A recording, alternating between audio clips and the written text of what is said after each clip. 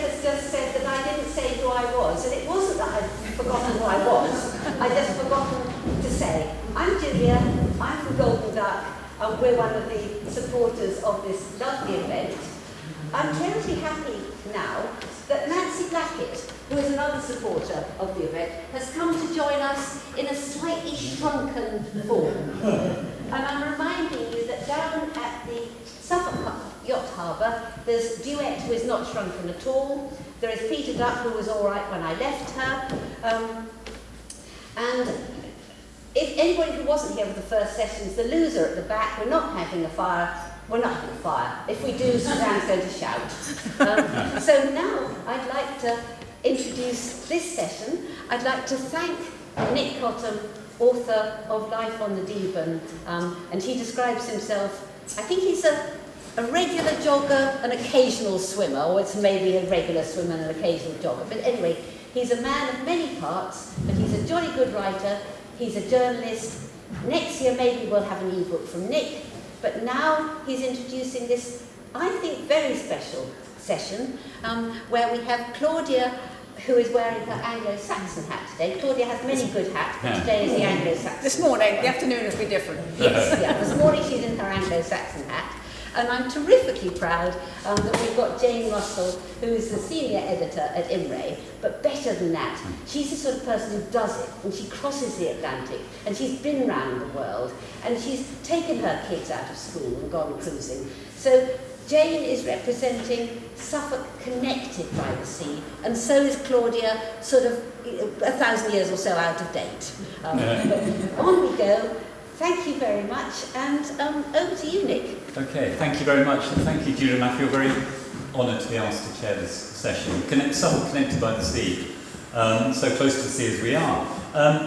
The two erudite ladies on my left and right, two things, two facts stick in my mind just before I ask them to kick off. Claudia, who I've written about quite recently, is still, I think, artist in residence aboard Britain's only, or has been, down to the South Atlantic, and still artist in residence, connected with the Royal Navy's only icebreaker, HMS Protector, and so she's done a pretty mammoth journey, and Suffolk has connected her to that journey. And Jane, in telling me in chatting earlier this week, that she sailed up both the Panama Canal and the Suez Canal.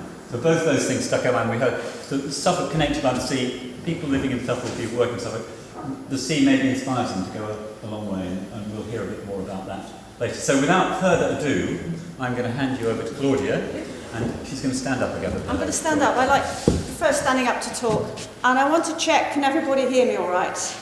We now have clever little radio mics, so I don't have a pocket.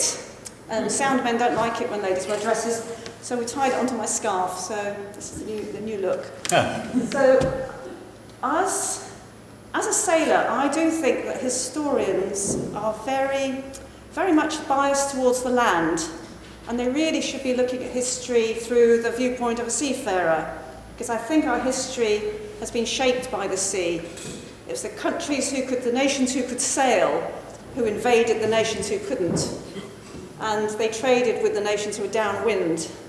And I think the whole of the seafaring life, we've got it kind of back to front because we now think the land is more important than the sea, which is kind of reasonable because it's where we live. But I think we think of the edge of the land and the coast, and the edge of the coast here. We think of that as that is now our border, that is where our culture ends. And it's led to all kinds of problems, of course. But I wonder if instead of thinking as we think now, we go back to the time of the Anglo-Saxons and think about it from their point of view in the 7th century when land wasn't very easy to get around in. Think about it, the Romans had gone, they'd left a few roads handy, but it was still an awful lot of forest and an awful lot of rough stuff, and you really just didn't go there. Most of the main settlements are near the coast, and I think they thought of the coast as a place of connection, and the North Sea was their kingdom, and the land around the edge of the North Sea was the edge of their land, which is why the Anglo-Saxons were all a mishmash, and for those of us who are fairly local, a mishmash of east coast of Britain and Scandinavia and Northern Europe and a bit of German and a bit of Denmark and Sweden. We're all of that because of the North Sea. Now I have a kind of fairly love-hate relationship with the North Sea. I've sailed it many times under sail. More recently, I live on a little tugboat, as many of you know. Good to see familiar faces. And I decided in a fit enthusiasm to take her to Holland, where she was built in 1911. I broke down over there and couldn't get home. So I left her to be repaired, and a Dutchman volunteered to crew me home. And his name was Fred. And all the Dutch are sailors, aren't they? I mean, all the Dutch know how to sail. And I thought he was a professional sailor. It turned out he was a dentist. But he did know how to sail. It also turned out that for getting back, I didn't have the correct charts. Because I'd come in South Holland and I needed to go out from Amsterdam and I didn't have the chart. I had a very primitive GPS, but nothing on, no chart. And he said, "Don't worry, I know the way to Harwich." And off we went, and obviously I got home safely. So there's that kind of connection with the North Sea. And I've been so sick on the North Sea, you cannot believe how unpleasant that patch of brown water can be, unless you've been on it, and a lot of you probably have. And I've been sicker on the North Sea than I have in the Southern Ocean, by far, especially in a trawler off Lowestoft. Wind over tide, deeply unpleasant. So I do admire the Anglo-Saxons very much for treating it as their highway, and it just shows how difficult land travel must have been. I'm not very good at history because I can't remember dates. Dates have 4 numbers in them, 1852, and it's like a pin number, 4 figures. Can't do it. So I'll never make a historian. My scarf is sliding off. But I do have an interest in maritime history particularly. Okay. And I look to other historians. But I think the merchants aboard sea in the 14th centuries or 1350s were the richest people around because of the connection between the mouth of the Deben and the sea. So they traded. Yeah. Didn't they? And it's no coincidence that Suffolk is more connected with our Anglo-Saxon ancestors than anywhere else on the East Coast. And you'll hear more about this from Jane, because if you look at a coastline as a sailor, what you really need is rivers. You need nice, safe, wide rivers. It's not true to say any port in a storm, is it? Because some coastlines you really just do not want to be there. And the entrance to our river is pretty nasty in an easterly wind. But this river would have been, the Deben would have been a lot wider then. And of course the Orwell is just a gift to all sailors, which is why it is the port it is today. Further north from here, it's not so nice. Have you sailed down the coast of the east coast of Britain? You've probably been to much more interesting places. Actually planning to later this summer come back down the Yorkshire coast and across the top of Norfolk, and yes, for deeper draft vessels that's more tricky. It's not nice. There are no rivers. Go north of Suffolk and it all starts to get very nasty and very tricky until you get to Scotland. I've done it in a 100-year-old gaff cutter, and the only real port of call further north from Suffolk is Humber, pretty much, isn't it? And that's not very nice. It's brown and swirly and tidal and a bit strange, but that's it. So the Anglo-Saxons would have liked Suffolk very much. And of course they did. It became the Deben became a major port, shipbuilding centre. Have you been following the excavations at Rendlesham? There's a lot going on there. They keep finding more and more evidence that there was a major civilization, a major palace, all of that. As I say, don't ask me for historical details because I can't remember them. I tend to Google them. But what interests me, of course, is Sutton Hoo, because I live on the opposite bank of the river to Sutton Hoo. Look, I've got a blipper and I've got slides. We're not going to switch the lights off to see them because it would not do the video any help, but hopefully you can still see them. It's interesting, I've drawn that boat there with a sail, as we tend to do, but the historians will happily argue, don't they, about whether the Anglo-Saxons used sail or oar, and of course they must have used both. I think people have been sailing for a long, long time. But they're going to put it to the test, aren't they? With They are. the replica ship that's being built. Yes. Has anybody seen the replica that's being built? It's fascinating. If you haven't, go and have a look, because it's in Woodbridge, right on the waterfront. You can just walk in, and it's phenomenal now. It's really coming on, isn't it? Well, it's amazing that it's got going, because they had to raise a lot of money, and they get a lot of money pledged, and it really is sort of half done now. And I think, as you say, the test will be tried under sail, tried at Laws. I mean, nobody knows whether it would sail or not, but it's going to have proper sea trials and everything. So, and it got a bit of COVID delays, of course, but it's actually quite substantial now. You can see the size of it. It's about 100 foot long. So that was, they think, a rowing boat that they buried Redwald in, because it doesn't have a keel, and you really wouldn't try sailing a boat without a keel. But of course, they would have probably used rowing boats for coastal work, carrying people, and probably sailing boats for longer distances or for trade, where there's more space in a sailing boat for cargo. My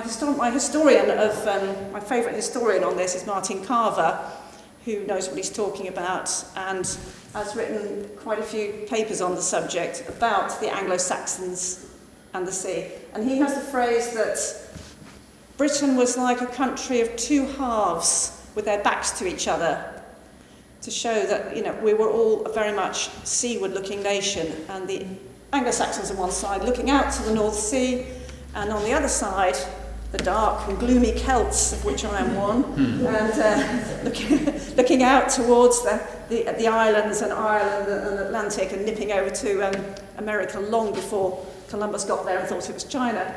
So there's that. I love that analogy of a land of two halves with their backs to each other. And the Celtish side got dumped on by a lot of rain from the Atlantic. Yes. So, no wonder they were gloomy. It's done us good. Yeah. So that's fine. So yes, sail or probably both, but the one in Sutton Hoo was likely to have been mainly oars. But when you're drawing one, it's much nicer to put a sail on it. So this is the view from my window. Nick, will you keep an eye on me for time? Because I will. Just shout at me when I've got 5 minutes left, because Jane's got some really good stuff. That's a snowy day looking out over Tranmere House. It's always quite evocative that there is that shipwreck at the foot of the hill there. It's obviously not Anglo-Saxon, but it has recently come to light that it was a sailing boat called the Lady Alice Kenlis. If anybody's interested in wrecks, I can give you the reference. And it was designed by the same designer who designed Cutty Sark. So it has quite an eminent history before she ended up as a dredger in Bristol Channel and then here. I've kayaked amongst her at high tide, and the lines of that ship are just beautiful. So it's just setting the scene.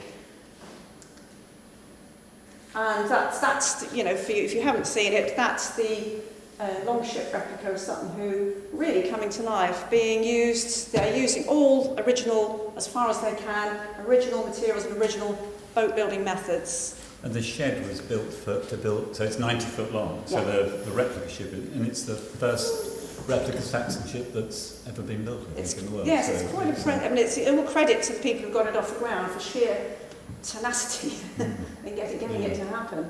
But it's well worth popping in there. And now I'm going to have a look at Now I'm going to take my sailor's head off and put my artist's head on. And what fascinates me about Sutton Hoo, apart from the boat, is the artwork of the designs. Because I think, Jane might disagree, but I think we've probably been drawing patterns longer than we've been sailing as a species. Probably slightly, there's probably not a lot in it. But patterns, like the sea, connect us all. And you find them, Jane has some stories about this, which I won't tell in a bit. The same patterns are found all over the world. How many of those float on the wind? How many of those travel with trade goods? And how many of those just occur to people because that's how we're wired up? We'll never know. But they do, patterns travel as freely as ships do, and they pop up everywhere, the same kind of repeats. When I started looking at the Anglo-Saxon patterns, I found that, like anything, the best way to understand a complicated pattern is to really zoom in and look at it and see what the basic repeat elements are. This is obviously the famous mask with knotwork on it, and knotwork appears all around the world. Everybody thinks it's Celtic, but it's everywhere. And this kind of geometric pattern, sorry, my slide isn't very good there, but geometric patterns, triangles, lozenges, semicircles, they're universal. But if you zoom in on that top one, you can start to see it. They're actually, if you take a little bit of it, you could probably draw it. You can't, look at the whole shape and you go, oh, it's too complicated. If you start to kind of zoom in on the detail, sorry, am I messing up my microphone? It starts to become more possible. And I got so excited about this, I started drawing things. Because I think when you draw things, you see things you get an understanding. It's like you're seeing them from the inside out. If you have a favourite piece of music and you listen to it, you get moved by it and appreciate it. But as many people in this room know, when you try and learn to play that piece on an instrument, you get a much deeper appreciation. You start to get an idea of the kind of minds that might have created it or composed it. So in my very simple way, I'm awestruck by the fact that these were cut out of garnets. The garnets in Sutton who came from Sri Lanka. The gold and silver, they don't know, probably came from somewhere in the Eastern Mediterranean. And the glass came from the Mediterranean, Byzantium, Italy. The patterns themselves, some of them are echoed around the world, Scandinavia, African certainly. Again, how much of these are generic ideas and how much they were physically found, I don't know.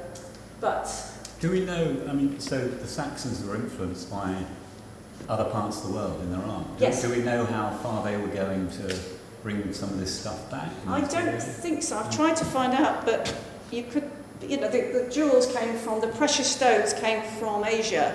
But of course, there were trade routes, busy trade routes from right across Asia, so they may have bought them in Turkey. I don't know. They wouldn't have probably got to Sri Lanka by sea. But there were just, goods were moving all around the world in a way far beyond what historians initially thought when they called them the Dark Ages, where there were a bunch of hairy savages struggling because the Romans had taken all their roads with them. So, things were a little bit more sophisticated than originally thought. And it's interesting if you think that in history, the level of civilization of a culture was very much to do with how much artwork and culture they had. If they could get beyond the basics of food and drink, they were considered proper civilization. So no reflection on the priorities given to the arts today, of course. Don't even go there. So this is where I started. This is where I mentioned my book, which is for sale at the back, Anglo-Saxon Inspirations, which was encouraged partly by Woodbridge Museum and partly by Julia from Golden Duck, who published it for me. And it started off as a colouring book, because aren't the patterns just beautiful for adults or children to colour? But it sort of I got then a bit excited about it, and I've been running courses on Zoom during lockdown, teaching people how to draw the patterns, so it turned into a bit of a how to draw stuff as well. So this is my initial analysis of how those patterns are constructed. And these patterns, the basic elements at the top there turn up all over the world. But the signature style of a culture is very much how they put those elements together.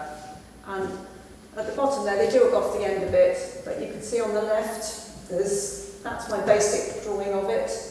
The next one on, very important in Anglo-Saxon art to double up the lines, because they were all jewellery, the ones that survive. And of course they had a gold beading, gold kind of band separating all the glass and the jewels. So the minute you go from a single line to a double line, you're starting to get inside the design. And then the design gets more complex, curves and steps. They quite often take a semicircle and cut it into steps, or take a square. And so at the end of that, By the time I got on to the end, then I put a bit of shadow on there. You're starting to get a bit nearer some of those shapes that you see in the treasure. So that's the piece that that design came from. It's a sword buckle or something like that. And you look at it initially and think, oh, that's way too complicated. But actually breaking down the elements and analysing them, it made it a lot easier, especially if you just find the simplest bit. And that's my watercolour of that sort of that. So what I've tried to do, where's it gone? There you go. Yeah, fun to do. Nowhere near as clever as doing it in cut garnets in gold. But, you know, civilizations come and go. But it's quite interesting to do, it's quite absorbing. And then, once I got the basic elements, I tend to play around with them with the idea that there's no need to try and replicate them exactly. I'm living in a different time, you know, a sort of 1200 years on. I want to do it 21st century way. And I have access to Photoshop, which you know, they didn't. And I have access to artificial light and magnifying glasses and you know, artificial pigments. I've got huge gifts at my disposal, which makes their skill even more awesome. Especially in winter, how do they do it? No daylight. So I start messing about with this design, and I'm just making up some tiles because I'm interested in how the designs can repeat and play around. So this is my 21st century messing about. It's just how patterns travel in time as well as in distance. Simplifying it, that is a Kingston Down brooch in Kent. It's incredibly complicated, but it does have the same elements of semicircles, geometric shapes, stepped patterns, and all those doubled up lines. So a few years ago, on a very rainy bank holiday weekend, I spent the whole weekend in my studio doing my 21st century version. If you look at the symbols on the edges, I've put river birds on there because the Anglo-Saxons liked, you know, they were a warrior race, and they did like to have dragons and wolves and bears and scary things on their shields and brooches, just to show who was boss. Of course, we live in different times now, so I thought a few nice curlews and egrets would be better, more appropriate times. But I have simplified the design a lot, and I have changed elements of it and just used those initial shapes as an inspiration. Photoshop comes in. If you look at the dragons biting their tails on my design, I love that idea. The Anglo-Saxon knotwork often ends in a dragon biting tails because it's quite a nice way to tie up loose ends. And quite often they have intertwining dragons with slightly different patterns on. And the British Museum website has some really good articles on analysing the kind of elements of the animals, the symbolic animals, but I'm not going to go there today because there isn't time. And again, I've turned these into fabrics and all kinds of stuff because I can, because this is now and that was then.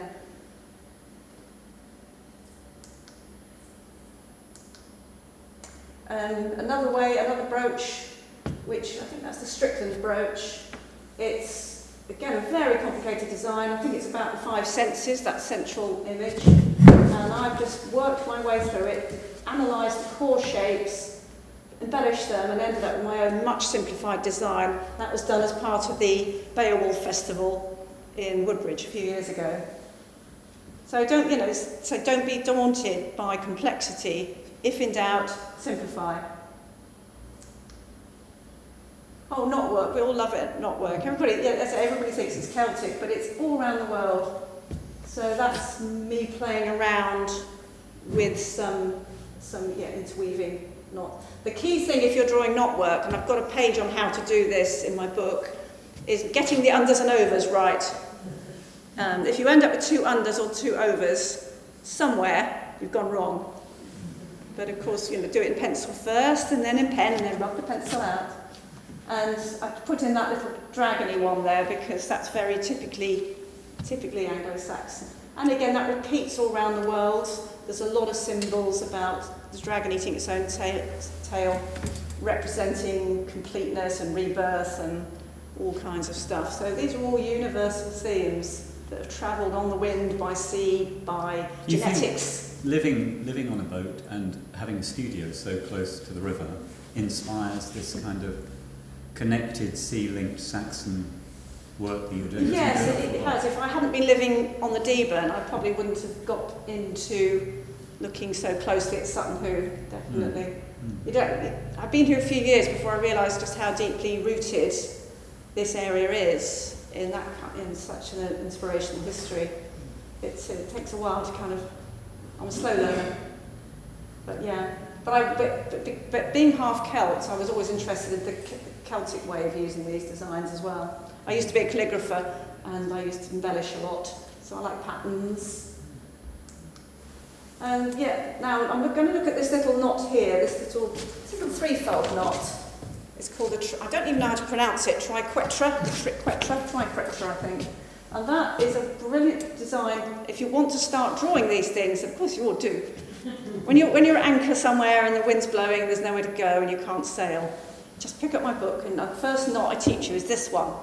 And there's a beautiful kind of 10th century. Are we getting on towards a bit more Viking there? Probably, as a historian. So that little knot appears everywhere, and I love that carved pewter casket there, which is kind of a bit. I like things that are a bit wibbly.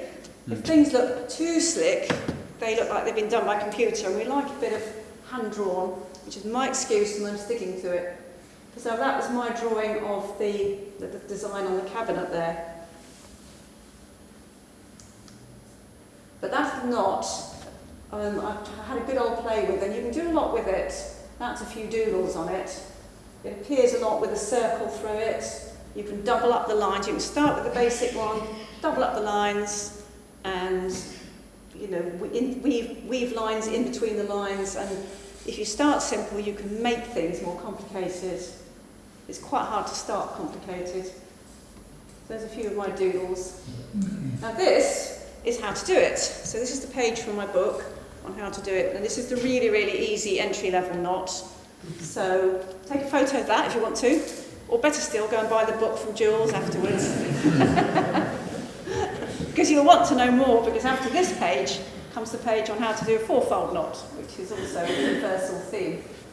So I sort of had in mind that I'd kind of give you all pencils and papers and get you to do it, but I don't think I'm going to get into big trouble if we got them too long. So that's a basic kind of how-to, because it's all about the underlying construction of any pattern. Then, once you've got your symmetry and your kind of connections, then you can rub out the lines. A couple more minutes and then we're going to... Oh, brilliant. Perfect timing. Thank you. So that's my book, quick plug for the book. So there are some really complicated designs in there for those who really, really like complicated colouring in. And that's where I finish and hand over to a world traveller. Thanks. Thank you.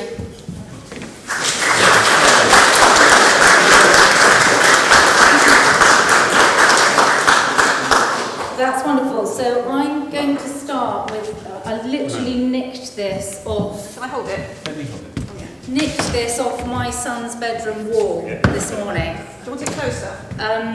Because I want to start by taking you on a voyage with me from here, down the Channel, across to Brittany, across the Bay of Biscay, all down the coast of Spain and Portugal, in through Gibraltar, southern coast of Spain, across to the Balearics, Sardinia, Sicily, up to Italy, up as far as Rome, back down this coast to Sicily, and then down to Tunisia. And We're pretty connected already. when we got to Tunisia, this was sort of my light bulb moment that I want to tell you about, is when we were in Tunisia, we stopped in a place called Monastir, which is down a little bit from the north end of Tunisia. And in Monastir, there is an old ribat, which is a fortified Islamic monastery. And these places in Tunisia, there's no health and safety. You kind of wander around, there's not much information there.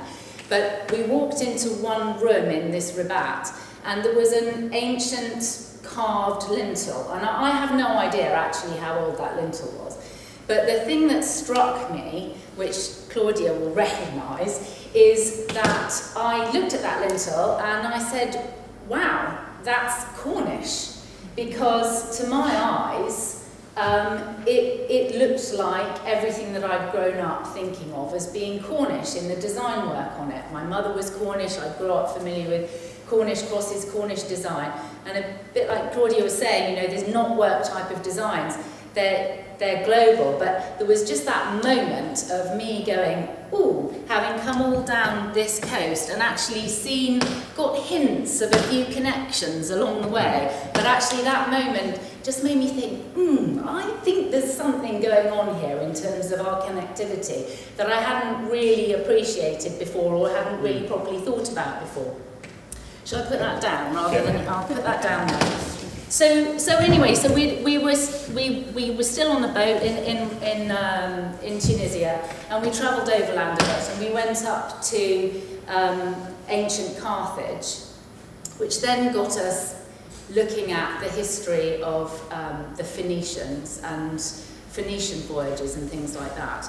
And I basically started to see that there was a new sort of a perception that came through from the Phoenician way of looking at the world that actually I was familiar with, having travelled the world on the water, having crossed the Atlantic and through Panama and across the Pacific and then all the way around and up across the Indian Ocean, up the Suez Canal. There have been lots of times where I'd seen connections, but actually, our history, as Claudia was touching on earlier, we learn history from a land view, not really from a seafarer's view.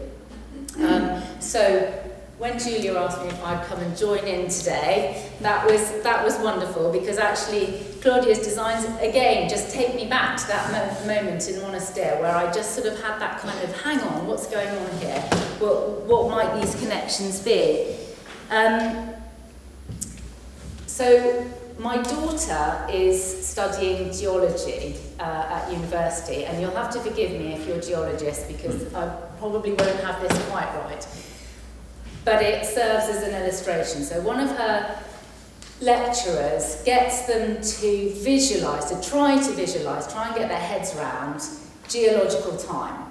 And the way that they do that is to stick their arm out and say, okay, timeline of the Earth starts here. Timeline of humanity is just the very last tip of your finger. Basically, everything else of geological time, and then just that last little bit is your finger. So I was thinking we could perhaps play a slightly different game with that and think about transport and the way that people have travelled around the world, but do the same thing, but actually use a 10,000 year timeline and go back in time from our fingernails, go back up to our shoulders 10,000 years and see where that gets us. So if we think about aeroplanes, air flight, 20th century, early 20th century, cars, aeroplanes, early 21st century. No, where are we? Yes. Early 20th. Cars, late 19th. Thank you. So 18th. All recent. My 19th to my 20th, yes. Yeah. Late 1800s, cars. Early 1800s, trains. You've got to go back to the 16th century, so, you know, we're still only kind of on our fingers on our timeline here. You've got to go back to sort of 16th century before you get to sort of wagons on wagon ways. Further back from there, the wheel itself, that's kind of at our elbow. That's sort of 6,000 years ago, 4,000 BC. So going on back beyond our elbow, really we're talking about horses, yes, but before that, donkeys. Then we're talking about walking. Everyone's on foot. But all the way back up to your shoulder, 10,000 years ago, we know that we were using boats. People were trading and connecting using boats. So the oldest known boat that we still have access to is the Pesser canoe in the Drents Museum in the Netherlands. And that's been carbon dated to 8000 BC. And we have lots of examples from around the world that are not quite as old but do predate the wheel. You've got our Dover boat, which some of you may have seen, which is 3,500 years old, which was thought to be seagoing.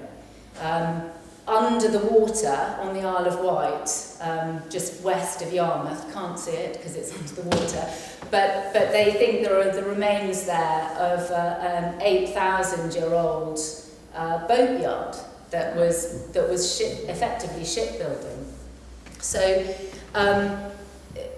what does all of this tell me? Well, it tells me that actually we have been travelling on the water and using boats for much longer than I ever used to really consider.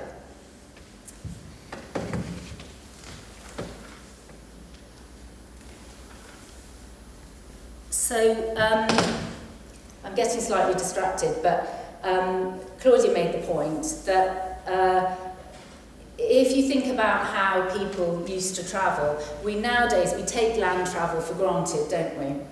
But I was interested last year, we had some friends on the boat and they had some family with them who were visiting from Scotland. And this particular family live in a community on the west coast of Scotland, quite far north of Fort William. And still today, the only way in and out of their community, which is on mainland Britain, the only way in and out of their community is by the water. And that also sort of feeds into these thoughts of, hang on, when you've sailed these routes and you've seen some of these connections and you realise that people have moved along on the water for such a long time. And I started to sort of think, well, was I seeing Cornwall in Monastir, or was I actually seeing Phoenicians in Cornwall? And actually it doesn't really matter to me either way, but there's definitely this connection, this connectivity that's been with us for such a long time. It's true. What you're saying about the Scottish remote communities, we now call the Hebrides remote and the west coast of Scotland remote, but the signs that they were far busier in ancient times than the inland areas because the transport links were better. They were busy places for religious communities, for industrial communities where there was, kelp fishing and kelp gathering, and they were busy places. And now every time we say island, we go remote. Yes, because it's just our different way of thinking. And if we come back to Suffolk, the merchants of Portsea were richer than their inland brethren. So Woodbridge was hardly discovered in the 13th century. We can mark it, whatever these are times. But Portsea, the richest merchants, were trading with Europe, going to France for wine and Flanders, and they were the people making the money.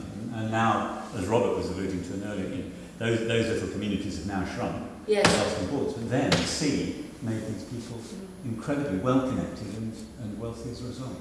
Yes, and I think we tend to think of land travel again as being the norm, but actually, when you think about it, you've got to have your vehicle on land, but you've also got to have all the infrastructure. You've got to have your road or your railway.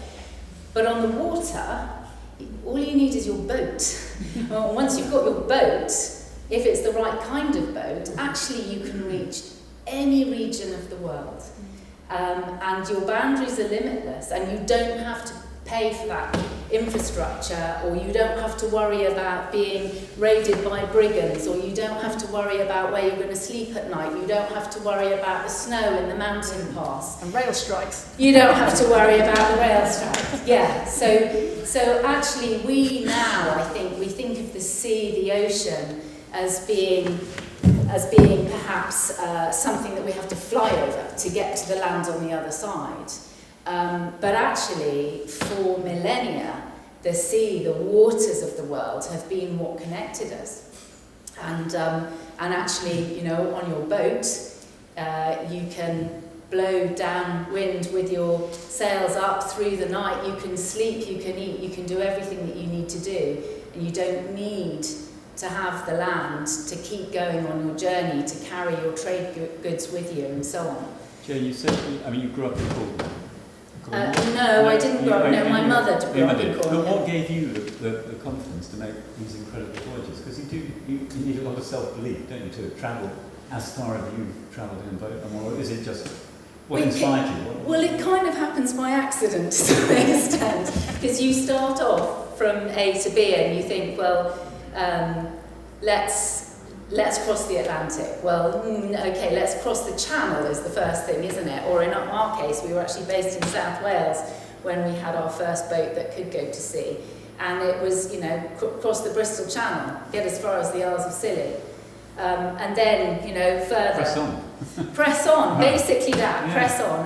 So you went around the world by accident? Sort of. Yeah. So, you know, we kind of said, well, okay, let's go across the Atlantic, but we might come back again. But then at each stage, we sort of carried on. So, but, and actually, when I looked into some of the trade routes around the world, going back to the Phoenicians, they had an incredible network of routes that came. They sort of came out from Syria, what we call Syria now. They came westwards through the Med, but they understood the strategic advantage of the Straits of Gibraltar. They basically controlled trade in and out there. They came out through the Straits of Gibraltar. They came all the way up this coast. We know that there are linguistic connections between ancient Phoenician and Celtic languages. And the Celts were sending tin southwards, and you know there was an awful lot of connection going on there. But then further round on the other side of the world, if you look at the Austronesians, they were moving from island to island from about 3000 BC, and the only way they were doing that was definitely in a boat. They were not doing that by land. And there was a great jade route, so, you know, some of your jewels, Claudia, that predated, by a very long way, predated what we think of as the land silk route. Before that, there was this jade route that was between Taiwan and the Philippines and through down into Southeast Asia and out into the Western Pacific. And then that became what they called the Silk Route, and that connected across to the Indian Ocean and to East Africa. And that was a long time before anyone was trying to do the Silk Route over land, which was expensive and dangerous and you know, problematic. So yes, these connections have been going on for a long time. And do you find, having made the voyages that you've made, this all connects with your working life? So theory and practice for you? Yes, so I suppose when you're thinking about the scariness of land versus sea, sea is still pretty scary. The thing is that actually the information that we have, which is what I work on, so pilotage books, information for sailors about sailing a coastline, finding a safe harbour, working out what the currents and the winds might be, prevailing winds, so, you know, here's Thames estuary and the currents going in and out, that sort of thing. Anglo-Saxons could have done with that. Well, so this is the thing, isn't it? So we do this now, this is my job, this is what I do. But actually, the more that I voyage, every time I set off on a voyage, for me it's a voyage of discovery, of course it is. But actually, the more that I voyage or voyage vicariously through the other authors that I work with, I realise that actually a lot of this knowledge, we've had this knowledge for a very, very long time. We know that very early pilotage information was passed on. The Greeks have records of that. But I'm absolutely convinced that when the Phoenicians were sailing round Africa, which Herodotus in 5th century BC wrote about a Phoenician voyage that he had been told about, that went down the Red Sea, down the coast of Africa, round the Cape, of Good Hope, up the Atlantic, in through Gibraltar, back across to Egypt to close the loop as close as you could before Suez Canal. And, you know, that was, what, 1,000, 2,000 years or something before Vasco da Gama supposedly found the Cape route round South Africa. When we were in Italy, we actually stopped in a place called Gaeta, and it's the birthplace of a chap called Giovanni Caboto, who was a well-known and celebrated Italian sailor. Well, Giovanni Caboto is our own John Cabot, who discovered Newfoundland. But as we know, and actually, I mean, I looked into it when I was first doing sort of Atlantic stuff. But actually, then one of the very exciting books I work on is Arctic and Northern Waters as well. And actually, that route that the Vikings used to do, which, and I bet they weren't the first, but Shetland, Faroe, Iceland, Greenland, and across to Newfoundland. And we know that there's a settlement at Lots of Meadows on Newfoundland, which was a Viking settlement about 1,000 years ago. That stepping stone route, they call it. Well, yes, and so, and again, that way predated what we officially learn in our history lessons about the discovery of Newfoundland. So, how much feedback do you get from people using your books? I mean, are you constantly revising little bits from? Yes. So one of the wonderful things, I mean, hands up if you're a sailor in the room. Yeah, so a few of you. So you'll know that you have a look at the pilotage information and you know, you use it to work out which way the winds are going to blow you and when, because there are seasonal patterns which we've been using forever to get us to use the wind in the right way. But you sometimes turn up somewhere and you say, hang on a minute, that's not like this. They've built a new breakwater, or the river mouth's moved, or whatever it might be. And yes, all the time, sailors contact us, and either at IMRE or they contact the authors direct, and they say, well, I'm here and this isn't like this anymore, and it gets updated. But this is a process. This hasn't just been going on, you know, post-war, when leisure sailing really took off in this country. This has been going on literally for thousands of years, the passing on of knowledge for routes around the world. And actually, this map here, which is a slide from it's University College of London. It's called shipmap.org, I think, and University College London and a company called Kiln.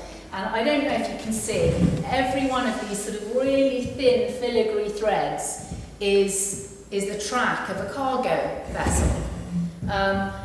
So that dense white block there is where there are lots and lots of threads that are all together. But then even far north and far south, I was saying to Claudia, I think this might be Claudia, look, coming down here. And you know, you can see those Viking routes. You can see there are routes going up the side of Greenland, even sort of into the Gulf of Bothnia, and the Northern Sea route across the top of Russia, which goodness knows what's going to happen to that now in the next few years. But the Arctic is opening up all the time because of the retreat of the sea ice. And so, yeah, the connectivity of the whole world by sea is nothing new. I mean, this is what it looks like now, but actually it's been like this for thousands and thousands of years. And I guess, you know, I used to think of when I looked out from the coast. Maybe you do it sometimes. You stand on the coast and you look out at sea, or you sit in your cockpit and you look out at sea. And I think I used to sort of see a boundary to my world, a limit to my world, but actually now I see connections. I see connections through space, across the waters, from place to place, but I also now really see connections through time with our ancestors, who were all teaching each other things. They were teaching each other art skills and cookery skills and design of boats and goodness knows what, language, you name it, but they were connected by the sea. And you know, here we are at Felixstowe now, which certainly is a very, very bright white blob there, and very, very interconnected. And yeah, Suffolk and the world, we really are connected by the sea. Just to interrupt. So we've got just under 10 minutes left, so I'd love to take a couple of questions from the floor. I've got a couple of questions, but has anyone, we've heard two fascinating angles from Connected Suffolk, from art and design and the possible connections there. We've heard Jane talk about the whole route and mapping process which the sea now commands. Anyone, any thoughts or questions? Hands up. Yeah. Do you want me to stand up? No, you don't need to. Yeah. Just to come back to the point about whether the Sutton Hoo boat had a sail or not. I think somebody said you wouldn't put a sail on a boat without a key, and I spent a whole day, a couple of days ago, sailing on a Thames sailing barge, which definitely does not have a key. True, but it did. had a very, very large sail. But it does have lee boards. Yeah, So yeah, shallow draft boats are possible. They just need something. The great thing about the barges that came up Devon could come into very shallow water and unload and go off again. And those barges, Thames barges that came up, fed the Devon. It's clever technology, isn't it, barges? Because they're so shallow, a totally flat bottom. I wouldn't like to have to paint the bottom on one. But yes, you need something sticking down there. Yes. I'd just like to say that last week I was watching a sailing course for small children. It was a very, very windy day. And the children were towed up to the only sheltered part on the reservoir. 2 children to each boat. They didn't have a sailor, but they had a bin bag. So one person stood as if with a shirt in front of the bin bag. I wonder if that was what the Vikings did. They'd have them fast, wouldn't they, as cargo or as covers? Yeah. And I bet the sails could have doubled up. They probably would have. So I was going to say, when we were in Southeast Asia, coming through places like Indonesia, and the waters are absolutely a melee of local craft buzzing around the place, but the sails are all made from, you name it, bits of old sacking, bits of plastic sheeting. It didn't matter. They would create these wonderful sort of hodgepodge triangles of anything that went that would catch the wind, and then away they go. Because it's also true that if you're going downwind, you certainly don't need a keel.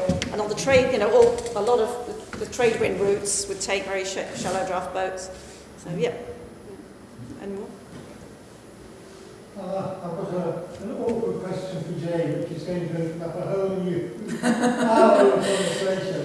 I was just thinking about a voyage around the world, because, as you know, I'm very connected to Arthur Anderson, and we didn't need to go to sea. When he wrote it, The Voyage on the Orwell, the colours was a different way around to what they are now, because they based it on the Dutch voyage, in order to accommodate all the Dutch boats coming over from the North Sea. Now, you've obviously been around the world by a lot of time. How have you coped with the voyage? When's going to happen? So there is an international agreement now, and most of the world is either A or B system of voyage, and here in Europe now we all use the red to port and green to starboard in terms of lateral buoy, so you always know that you have green to starboard, red to port when you're coming into a channel. In America, the Caribbean and some other areas of the world, that's the other way round, so you sure as anything need to know which way round it is. But having said that, if you've got pairs of boys, hopefully you would work out that you needed to go between them. And coastal communities generally try to show with something, whether that's a withy or a little cairn of rock, on on a dangerous rock, build it up a bit more so that it's always visible above the water. Anything, that sort of thing happens all around the world as a way of just helping to guide people. Yeah. I do wonder whether there was any what kind of pilotage and buoyage there were in Anglo-Saxon times, where they would actually put a post on a sandbank just to help them, because they certainly would have needed knowledge around here where everything moves around every year anyway. So they might have been, withies are probably ancient. Well, and the other thing that we still use, although I have to say with electronic navigation now and everyone's just looking at their screen and pressing their button, you have to tell people to look up and look at the land and look out of their cockpit sometimes. But actually, particularly in very tidal waters like the Channel Islands, for example, and I can think of lots of other examples. Transit lines is the thing. So you pick up a transit, you've got 2 points on the land, which might be a slightly higher hill, and then the vicar's house that happens to have, a bright pink dot on it, or whatever it is, something that's very, very visible that you can line up. And if you line up those two, if you then go off course that way, they open up like that, and it's wrong. And if you go off course that way, they open up that way. So you keep them absolutely in line with each other, and then you're good to go and you're safe to go in. That's how we used to come into the Devon. Do you remember in the days before GPS? We always had to kind of line up the Martello Tower with something else. But I always, in the days before GPS, a long time ago when I learned to sail, I loved looking at charts, and in the West Country particularly, you always had a thing on the cliff called Whohoke and Spick. Do you remember Whohoke and Spick? And that's short for White House Conspicuous. And it was a sailor, it meant that if somebody lived on a white house on the hill and you could see it from sea, it was a useful mark because you could take a bearing from it and know where you are. So we always used to have a joke in our early sailing days about Whohoke and Spick. And I longed one day to buy a white house and call it Whohoke and Spick and see how many people... Pink Hoke and Spick doesn't quite work. But I longed to have a Whohoke and Spick and see how many people actually knew what the hell I was on about. But that was, of course, that's not significant anymore. You've got your phone screen to look at. It was so exciting to be able to get your bearing off something, a lighthouse and a Whohoke and Spick. We do still occasionally get notes from authors that say things like, the conspicuous yellow gable is now blue. Or, that sort of thing. Yes, you're not allowed to change your house colour on this coast. Exactly. We've got about a minute left, so I just want to wind up. Have a seat, both of you. Sorry. So we get excited. We talk around. I just want to I've got here, Claudia, first of all, my list of your talents, if you like. Illustrator, teacher, author, explorer, boat resident, sailor, kayaker, artist in residence, musician. All of those things you're involved in to some extent. Tell me very briefly what's on the horizon for you. You've just published this wonderful book. I'm working on my book about sketching in Antarctica at the moment. So you're still artist in residence? Yes, for the Friends of Scott Polar Research Institute. There you go. Well, I'll be talking more about that this afternoon, but I'm really digging deep into my iceberg sketchbooks at the moment, trying to put that together. So what you're going to produce something as a result of that amazing trip? Yes. There's also going to be a film, which is being filmed and is now being edited. It's probably taking a long time. Right. So what a film of the trip? A film of my sketchbooks and the journey, and some video clips of my travels. And who's going to... That will be on YouTube. Right, okay. An hour-long film produced by a company called Homestage. Right. Well, good luck with all that. Jane, I'm exhausted listening to these trips around. But tell me, what's next? What's coming up for you? What's immediately next for us will hopefully be a few weeks of sailing this summer. Hopefully a bit of... big trips or just little? northeast coast, and hopefully Holy Island, Lindisfarne. I'm looking forward to going in on the transits, which are really dramatic. They're kind of two huge sort of spiky pillars that you go in there. So, and Farne Islands and so on. And then, there's a whole list of books that I'm now working on that are coming through at IMRE. Actually on the tables for those of you who are interested in navigational, either books or charts, there are IMRE catalogues on the table, so have a look. I haven't brought anything to sell or anything here today. But, and is IMRE going electronic? I mean, it's sat nav of the sea. Is IMRE going electronic? So IMRE has been developing the last couple of years and launched at last year's boat show a web platform which they call Explore with IMRE. And that's now effectively digitising chunks of the pilotage information. So you'll be able to click on Harwich, for example, and open up the information that is in the local pilot, which is East Coast Pilot for here. And so you would then see so like the chunks of information. You'll be able to get the stuff. Yeah, I guess a bit like that. So yes, available digitally as well, and that's then going to expand, and hopefully eventually we'll be able to layer over a digital chart and interact, digitally with other things. So there's lots going on. New edition of Norway has just gone to print. New Baltic Sea, they're researching it at the moment. We've just published Germany and Denmark.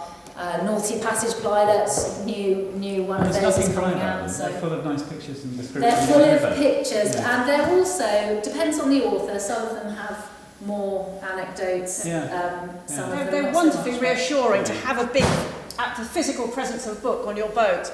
You have them on deck and they're getting soggy in the rain, and you're reading something that says, in Brittany, on no account approach Labarak Harbour under sail. And I'm on the sail because my engine's broken down. It's pouring with rain, blowing a hoolie, and this book is disintegrating with the rain. They sometimes can be very sombre. Well, I spoke to somebody last night who was a yachty, and his engine failed as he was coming into Ramsgate in pretty bad weather, and he had to get the lifeboat out and get towed in. This was a couple of weeks ago. Yes. And it's very, very, very dramatic. I want to thank you both for two fascinating and contrasting talks. And just listening to you, very, very, and thinking, bringing us back to Suffolk and connectedness. I got two sides of the same coin. One was Suffolk as a place where sailors have gone off and done great things. The other side of that coin is Suffolk as a safe haven to come back to. And so we think of the Devon, and it's difficult to get into, but it's given great comfort to people to actually get inside it. So thank you both.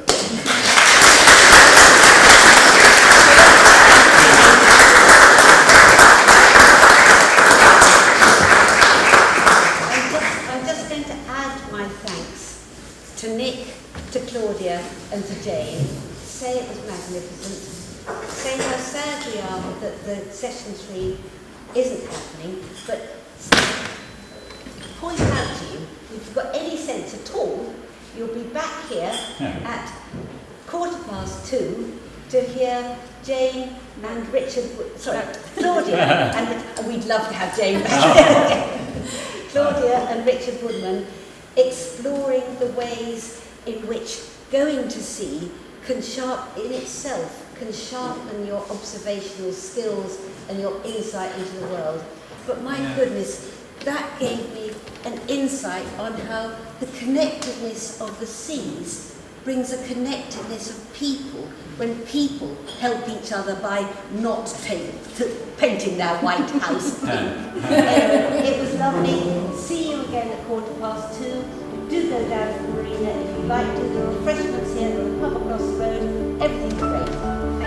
Thank you.